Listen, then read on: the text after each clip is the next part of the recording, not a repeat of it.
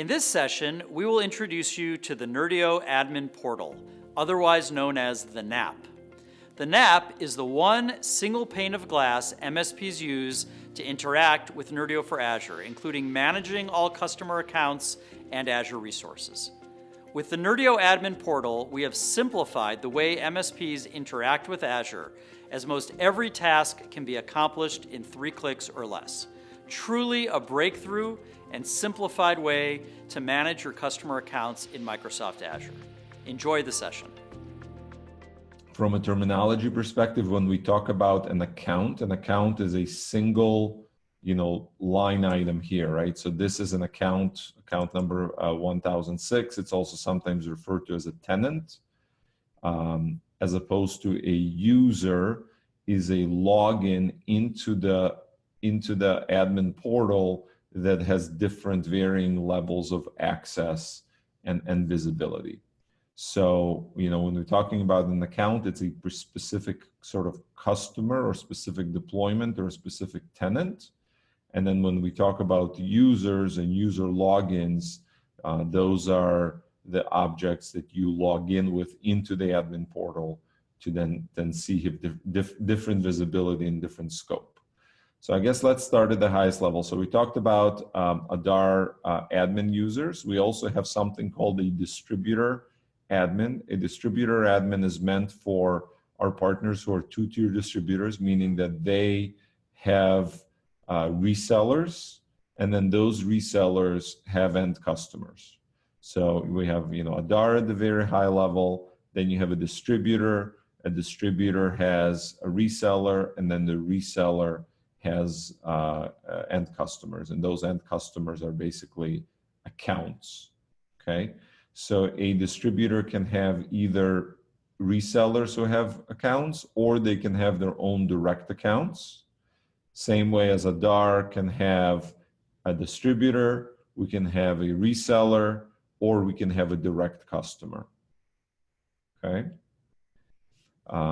If we look at the users that are in the system here, so right now I'm logged in as a reseller or a partner administrator, which means that I can see all of my accounts that are associated with this particular reseller, and I cannot see the accounts associated with any other reseller or distributor or a Azure user or anything else.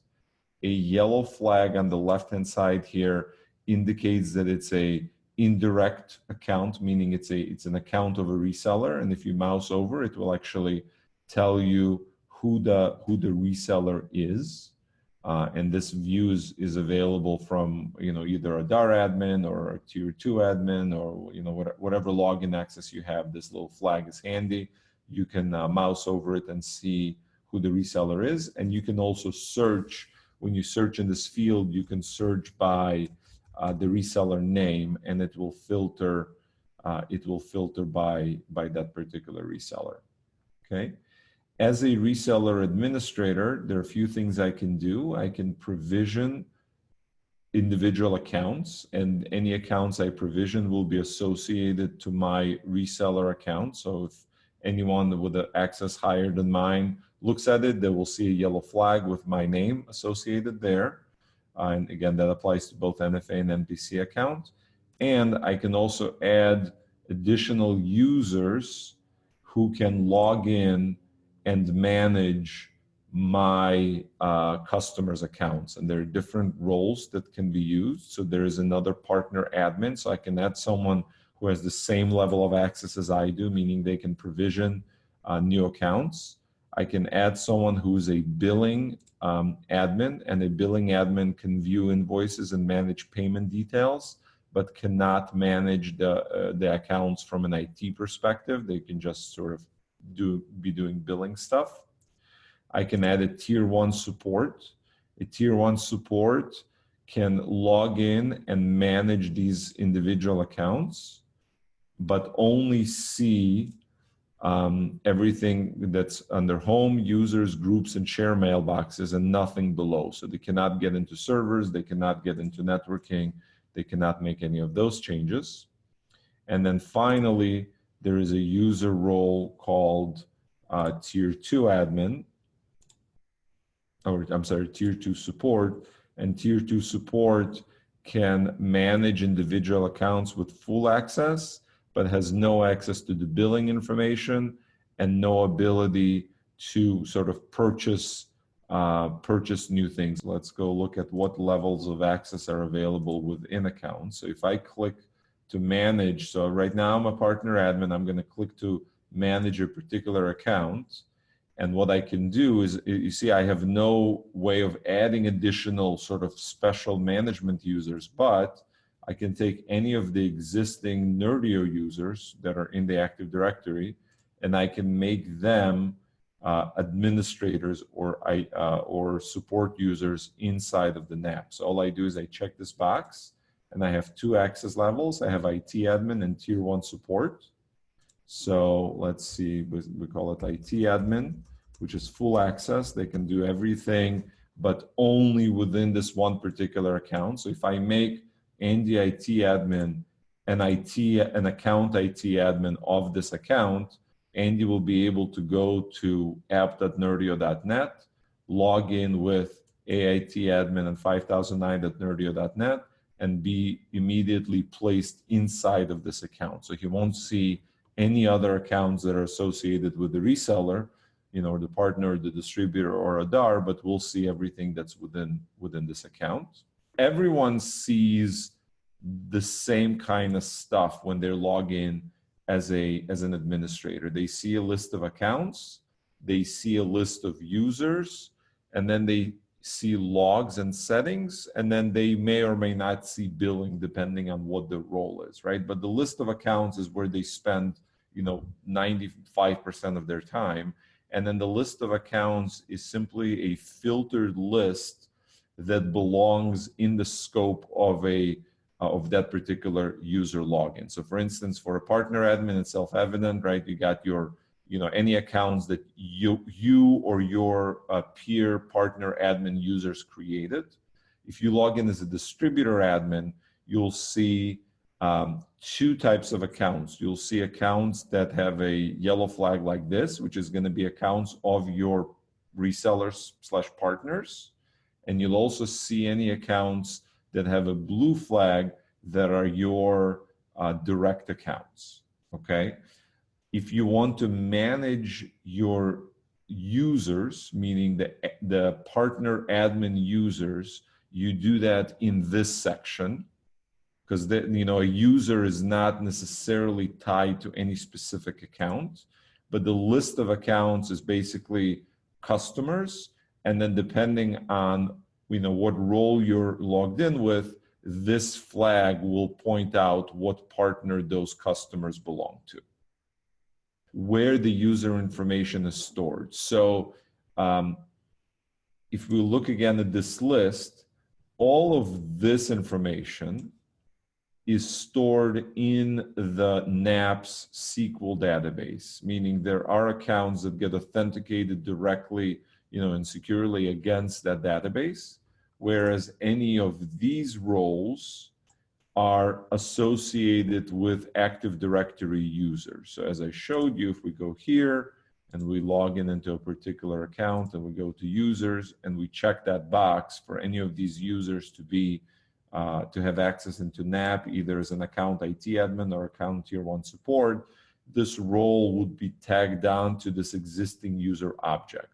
So when the user goes to log into the NAP, their credentials are going to be authenticated against the domain controller that is within this account. How does it know? Because when the user logs in, they're going to use a domain, and that domain is globally unique, right? Because it's an email address, so it's obviously a unique username with a unique domain, and that will get authenticated against the correct Active Directory domain controller. And if that domain controller happens to be down, let's say someone shut it off, they turn off DC01 and it's not available, then that user will not be able to log in, because that's where the authentication needs to be done. And if that server is down, then they will not be able to authenticate. On the other hand, any of these accounts, the ones that are partner admin, distributor admins, or any of these support users, they can authenticate without Active Directory access because they're not tied to any Active Directory credentials.